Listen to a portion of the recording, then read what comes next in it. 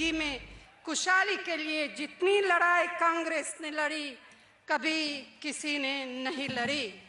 इसी का नतीजा है कि पहले के मुकाबले आज सभी वर्गों की हालत पहले से बेहतर हुई है। ओडिशा में यह काम और भी अच्छी तरह हो सकता था, लेकिन अफसोस की बात है कि यहाँ हमारी पार्टी की सरकार न होने से विकास के कामों पर ठीक से ध्यान नहीं दिया गया। केंद्र की हमारी यूपीए सरकार ने आपके राज्य के लिए महात्मा गांधी नरेगा में हजारों करोड़ रुपए इसीलिए दिए ताकि आपको अपना घर परिवार न छोड़ना पड़े और आसपास ही रोजगार मिले। लेकिन इसके बावजूद यहाँ के लोगों को काम की तलाश में अभी भी बाहर जाना पड़ता है।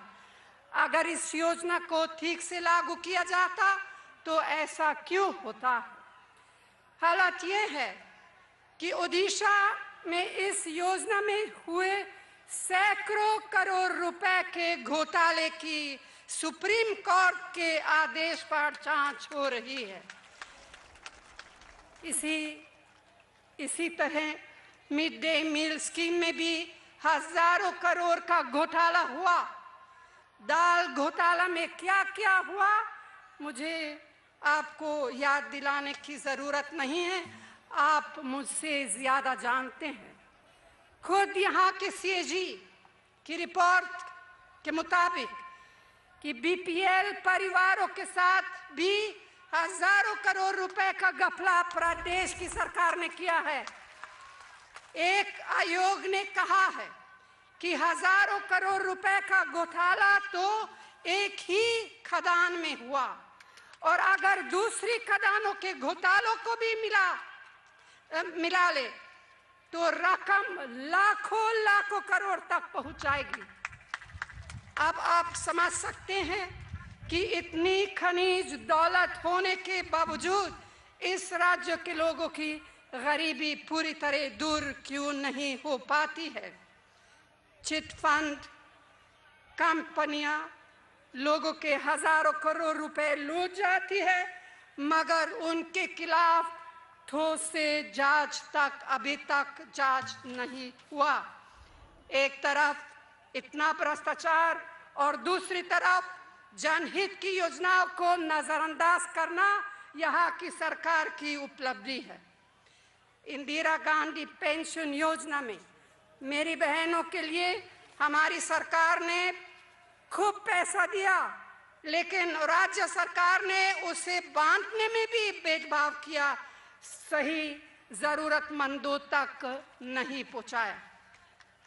गांव में बिजली पहुंचाने के लिए एक और बहुत ही महत्वपूर्ण योजना राजीव गांधी विद्युतीकरण योजना के में उसमें ध्यान दिया आपके यहाँ की सरकार को, लेकिन इस योजना को भी ठीक से लागू नहीं किया गया।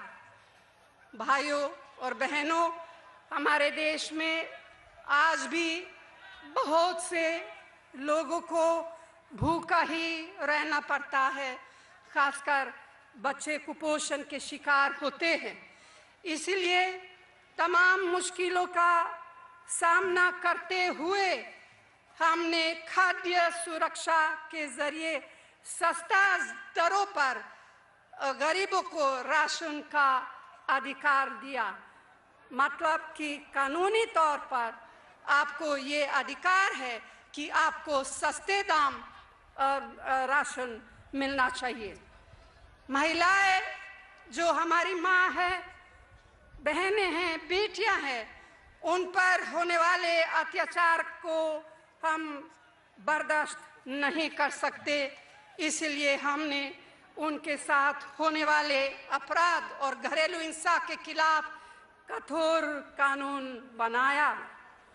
ट्राइबल बिल के माध्यम से आदिवासियों को वनों की उपज पर अधिकार के साथ ही जमीन का मालिकाना हक दिया है। आदिवासी और दलित और हमारे दूसरे भाई बहनों को ज़मीन को लेकर बहुत मुश्किलों का सामना करना पड़ता था। कभी कभी विकास के नाम पर उनकी ज़मीन छीन ली जाती थी, जिसे उन्हें दर दर की ठोकरें खानी पड़ती थी। और आज तक आपके यहाँ के बहुत से ऐसे लोग हैं जिनकी ज़मीनें ले ली गईं और उनका पुनर्वास अभी तक नहीं हुआ। इसीलिए हमने नया भूमि अधिग्रहण कानून बनाकर और ये ऐसा अधिकार दिया आपको कि अब किसी की भी ज़मीन उसकी सहमति, सही मुआवजा और पूरी तरह पुनर्वास की गारंटी के बाद ही खरीदी जा सकेगी। मेरी बेटियां पढ़े, तरक्की करे और आत्मनिर्भर हो, इसके लिए शिक्षा संस्थाओं के साथ ही उन्हें स्कॉलरशिप जैसी सुविधा भी दी है। यह सब आपका हक है, लेकिन ओडिशा सरकार की इन्हें लागू करने में कोई दिलचस्पी नहीं है। मेरी बहनों को मुझे बताया गया है और आंकड़े के मुताबिक भी मेरी बहनों का शोषण हो रहा है यहाँ इस प्रदेश में, और उन पर तरह तरह से अत्याचार किए जा रहे हैं। हमारे विरोधी भाजपा और उनके पहले के बीजेडी जैसे साथी, क्योंकि बीजेडी आपको याद होगा एनडीए के साथ थी और बीच में यहाँ प्रदेश स्तर पर भी उनके साथ थी, और तो वैसे तो ये लोग झूठे इल्ज़ाम लगाने में बाज नहीं आते, लेकिन अपने भीतर ये लोग कभी झांक कर नहीं देखना चाहते हैं। पिछले 10 सालों में हमारी यूपीए सरकार ने बिना भेदभाव खूब आर्थिक सहायता आपके प्रदेश को दिया, आपके विकास के लिए, आपकी तरक्की के लिए हजारों करोड़ दी हैं। अगर आप तुलना करेंगे उस समय एनडीए के ज़माने में और आज के ज़माने में, तो ज़मीन आसमान का फ़र्क नज़र आएगा आपको।